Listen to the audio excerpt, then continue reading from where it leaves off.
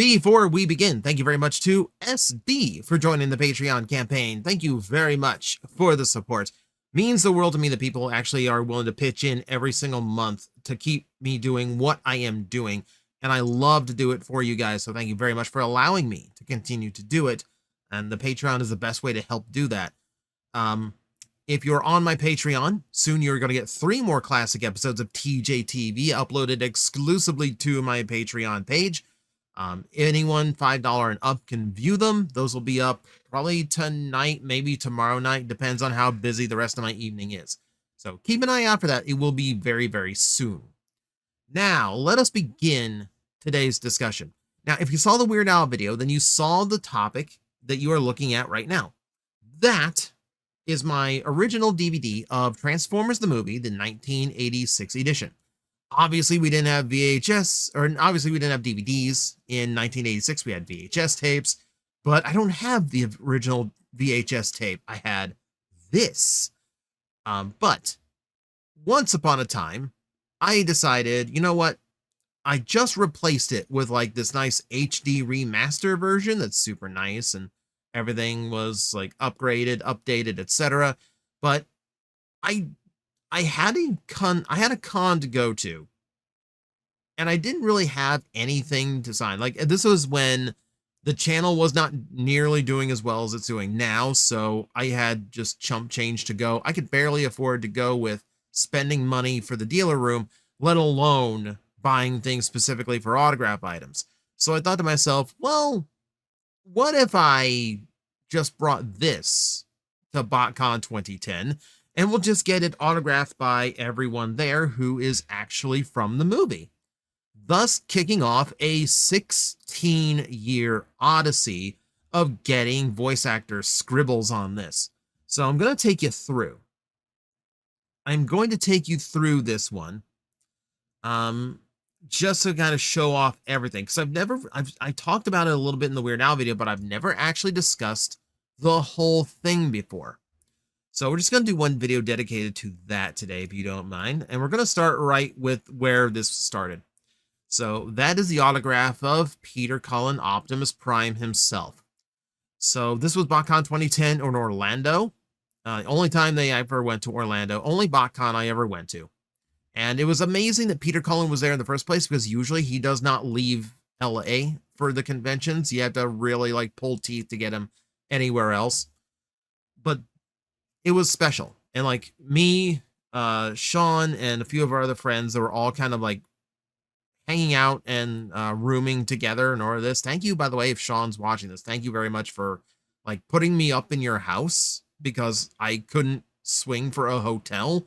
I couldn't swing for my own ride. I had to have like a friend of mine who was also going, like, do the driving to get me to Orlando. Like, it was like the budget was tight, to say the least. So thank you to the people who helped me make that convention happen. But Peter Cullen was one of those where like I knew he would be a big deal. And having experience in autograph lines before, I tried very hard to make sure everyone in my group was aware. If we want to meet Peter Cullen, we have to be very mindful of when we get to this con. We need to get there early. So like we were hanging out with friends at the downtown Disney, the free section of Disney. And I feel bad because I kind of pressured everyone to cut it short so we could actually like get enough sleep for the next day. And that's, yeah, it's unfortunate because I don't know if we ever had a chance to hang out with those people again. But the next morning we get there, and as bright and early as we could have gotten there, and the line was out the door, down the side, and we're just standing in the sun, just praying we don't burn, just desperately desperately trying to stay in shade. Like to the point where like park officials from Disney, like park people from Disney, have to come around with like little bottles of little waters for us. It was that hot outside, and it was that many people. And like we were literally like when we got inside and they did like the official lineup in the dealer room for the Peter Cullen autographs, we were just ahead of the cutoff point. So if we had stayed and hung out with friends any longer than that, we would not have made it we would not have actually gotten a minute with Peter. There were so many people that we basically just had to cut it short. There's no handshakes, no nothing. It's just literally get up to the man and just he apologizes for how brief the visit has to be, but enough time to thank him for coming, enough time to say like, yeah, this means the world to me and all that. So I wish it was a little bit more than that. Unfortunately, my meeting Peter Cullen story is incredibly uneventful. But Peter Cullen, and then next up was along here, this was Paul Eiding, who you can see missed the cover a little bit and got some of the DVD. This is the slip cover inside, by the way, for those curious. It's the slip cover that's autographed, not the plastic outside. So Paul Eiding crammed his signature over here, I assume trying to avoid as much of the artwork as possible. And Peter's already taken up so much real estate in the middle. Paul just kind of looked at them and, man, like, look at this guy putting his autograph all over. Who does he think he is? My response was, some guy who died in the first 15 minutes. He got a laugh out of that. Here's footage I've never shown. I need to dig it up. I did have my camera rolling for this particular autographing, and the joke was like, he was trying to come up with like a Perceptor line real quick, but he because I mentioned, no, he's coming up with a Colonel line because I mentioned Metal Gear Solid 2. I loved his work there. But he accidentally used because he'd been using Perceptor the entire convention. Someone comes up asking about something else, and he starts doing like the I need scissors in Perceptor's voice completely by accident, but no, it was funnier that way. So I have that. I have Perceptor doing I need scissors 61. I need to dig it up for you guys if I figure out how to put it out in a way that makes sense. The other uneventful one for BotCon 2010 was up here. Just Stan Bush, humble signature in the corner. Nothing fancy about his signature. Looks like the kind that you would have right out of high school after they told you needed to learn how to sign cursive. So just a little bit. I think it was funny when Weird Al signed it.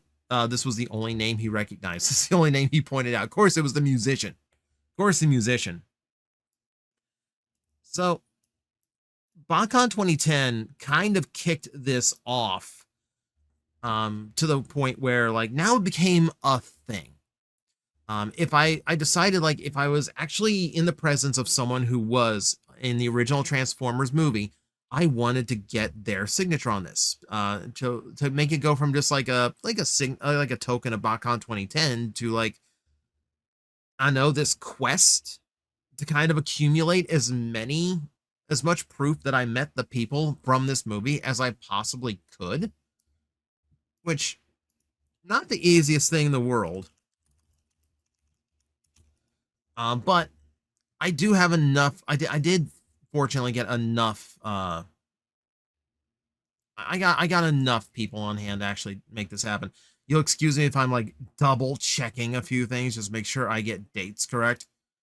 Yeah, I think it was TFCon 2025 I attended in LA. I mean, it's all blurring. It's all blurring. You'll excuse me if I'm trying to like double check and reconfirm things because now my brain has just decided to go, no, you don't remember this all that well. There were a few signatures on here that did come from TFCon in Orlando because they actually did do an Orlando show in 2023. Didn't get a lot on that one. But the one name that did end up on there was Dan Gilvezan, the original voice of Bumblebee.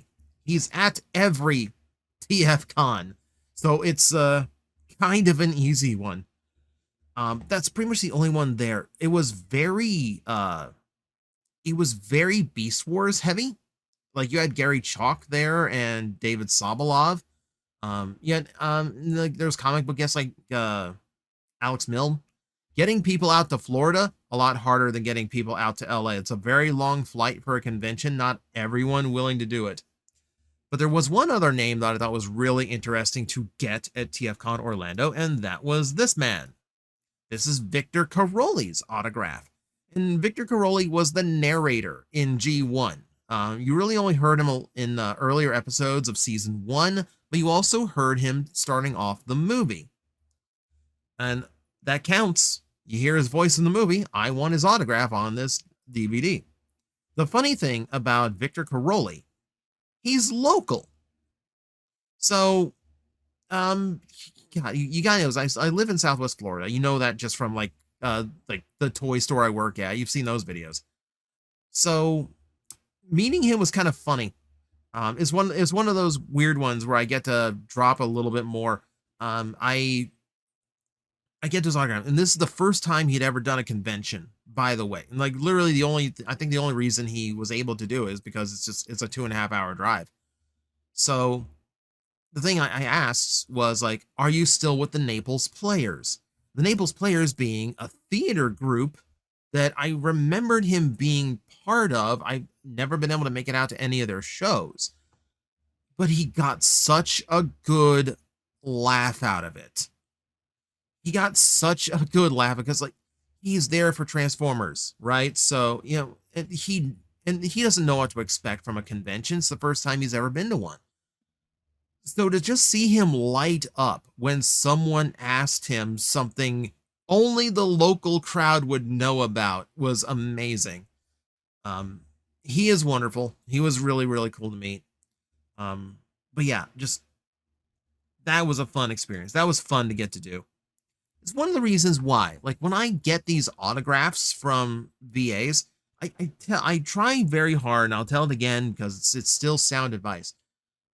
You need to try to do something unexpected. You know, if you go to a convention, you know, and you've got, oh god, who's a good example? Who's a good example?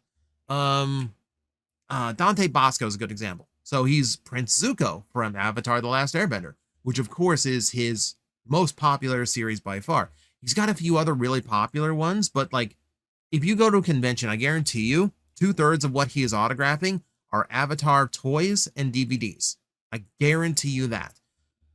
So when I got to meet the man, I brought him Rufio, his figure, like the toy of his character from Hook, his first major role, you know, and to bring it to him and hand it to him, he just like stares in awe for a second, holds it up to the crowd and goes, "This man wins." It's fun for them because they get to talk something that they haven't just been repeating over and over 100 times that day. It's a breath of fresh air is what it is. So you get a new life out of your encounter with the performer, and it's just a really fun memory, you know, and getting great. And, you know, if you want to leave a mark on a voice actor, bring them something obscure that you still love, but they don't normally see all that often. You know, I was at TFCon in LA and I got an autograph from Gary Chalk, and I got him to sign his Slash from Reboot. So I got to hear all about I got to hear all about a documentary for Reboot that he just finished filming. No one else got that story. No one else got that little bit of like talk time with Gary Chalk. I'm the one who got that. It creates these cool little memories, you know, and you have special stories you can tell as a result. But yeah, speaking of that, TFCon was the 2025 one. So we can go into that a little bit. So that's where a lot of the autographs ended up from. So a lot of these are not all that huge as far as stories go. It's mostly just like rank and file through the autograph line. So like Neil Ross is on here, the voice of Springer. Cool to meet, but like uneventful encounter. Just like, here it is, sign, thank you very much, and move on my way, because I don't want to take up too much crowd. I want to take up time from the people behind me. They've been waiting a long time too. They don't need me making them wait any longer just because I want to fanboy over Springer. Michael Bell was much the same way. Michael Bell is very old. I don't mean that as a derogatory. I mean that as a like, I'm really impressed he still does any kind of convention appearances at all, because it's very, very impressive. The same convention had Alan Oppenheimer, the voice of Skeletor, and he's there because he's also the voice of Beachcomber. Unfortunately, not a performer in this movie, because that would have been a great Alan Oppenheimer. I do have a Skeletor signed by the man, so you know what? I think I did pretty good there. But I'm just really shocked that like that they are still have the energy to like encounter these fans because like as someone who's gone to cons and have had like a lot of fans meet up with me, it is kind of exhausting to have that many people kind of following around and like meeting up, running up to you. So like that was that was exhausting. One name that I got there, which is unfortunately the only one that's kind of smeared on the DVD because like that one I got kind of got rushed through, ironically enough. John Machida, Blur. I it's one of those things where like you wish you had met him when he was younger and still had the energy to do it because you want to hear the Micro Machine Man go off, right? Well, he can't really do that as much anymore. But it's still really nice to meet him because it was only not even just with Blur, but just like all those commercials that he appeared in. Like that's a voice I remember from childhood. You don't forget a guy who can ramble through that many words that fast. Cool to meet him though. Another name that I wanted on here a lot was Greg Berger. Appears at a lot of TF cons, but never any of the ones I went to until last year. This was a really cool name to get. It's Grimlock. Of course, it's a cool name to get. Oh, I do want to point out, Prowl does not have a line in that movie. So Michael Bell on here is almost a faux pas, except Swoop does have a line in the movie. So there you go. He counts. But Greg Berger, obviously having the voice of Grimlock is an awesome one to get. Obviously, it's an awesome one to get. I'm trying to think if there's anything else here. Oh, of course. Of course. So when it came to Frank Welker, he appeared at a con. He appeared at two different cons in Florida, neither of which I was able to get time off from work to go to. So two opportunities to get him to sign this were unfortunately missed. However, TFCon Orlando, I did, or TFCon LA last year, I did not mess around. Like literally the second those tickets dropped, I got a ticket for the autograph line, and that was actually kind of a new experience for me. I've not been to a convention where like there was a guest big enough to have their own individual ticket just to meet them. And it's a really big honor to like be able to meet him. I genuinely consider Frank Welker to be the best voice actor alive today. Like the breadth of work that he has had, things like the crazy number of animal noises he's done for Disney, like being the voice of Fred from Scooby-Doo for over 50 years, which is absolutely absurd to keep an acting role for over 50 years. Normally you have to be in a soap opera for that and get really, really lucky. Absolutely incredible. Absolutely incredible. Again, it's a brief encounter. I get to tell him, it's like, yeah, I had to fly 3,000 miles because I was not able to meet you in Florida the two times you were there. Real brief encounter again, because there's so many people in line. They don't want you to take up too much time. But really, really cool. Really, really happy I finally got the chance to have Peter and Frank on the same DVD. I think is incredibly cool. So that's most of the stories. That is most of the stories. Those are most of the names on here. And then, of course, we just added Weird Al Yankovic just just like as of this recording a mere week ago. I can't believe it's already been a week since I met Weird Al because I'm still like, my brain is still buzzing from it. But no, he was really surprised by how many signatures I already had. And like I said, the only one he really pointed out was Stan Bush, which is funny. I was hoping that Earthrise or Earthspark Cosmos was going to be out by now. It is in like release limbo, unfortunately. I hope it makes it out. It's a super cool toy. But I kind of wanted that signed. I was eyeballing a animated Wreck-Gar on eBay for like 120 bucks, but this was already way too expensive. Getting to meet him is already a very expensive ticket. I really shouldn't have spent that kind of money, but I wouldn't have any other chance to meet the man. And he's potentially like the most influential musician I've, in my life.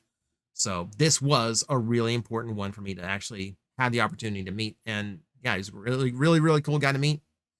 Very humble, very like down to earth, just kind of like, hey, nice to meet you. They friendly, very friendly. But yeah, like this has been a 16-year project. And it's like one of the crowning pieces in my collection, not because of just like the number of names on here, because I guarantee no one's got like an item with this many signatures from this many people in this movie. I mean, maybe, I don't know, like the regulars at TFCon, there might be someone who goes to all the LA shows and has like 20 on a poster or something. But like this DVD has to be one of a kind to some degree. And I'm extremely happy with how it's turned out. With 11 names on there, I think the only one that would, I feel like, because like as long as there's room on the front anywhere, I will want to put some other name on here. I can see in this dark blue area where another one can go. Maybe another one, like if I can get like, yeah, if I can get someone else signed up at the top there, that'd be great. Vince DiCola, perfect, would be perfect. And then I got a little bit of space there in the middle still, like around Ultra Magnus's armpit where one more could go. So there's room for maybe like 3 more on the front. But honestly, the one name I wish I could get on here above all others is Sue Blue. If I could get Sue Blue on here, and then she should have been on this DVD. She was going to be at a local con here, but due to hurricane damage, the venue was being repaired, so the con got canceled. But if she was on there, I would call this complete, because that would make it a dozen autographs, and frankly, like one of the people I respect the most from the entirety of the cast. So that is the 16-year saga of what is like one of the most precious items in my collection. Ooh, so I hope you don't mind me just kind of like humble bragging of how many VAs I've met from this movie at this point. I know there's people have met more, but it's special to me, you know? So that's it for today. I just thought I'd share, it means a lot to me. But thank you all for watching. And as always, I will see you next time. Hello everyone, I am Astral Agent Magnetar, a Tokusatsu VTuber, and I am streaming 4 times a week over on Twitch, Monday, Tuesday, and Wednesday afternoons, and a special late night one on late Friday/early Saturday. So come watch, come hang out, and let's make an impact together.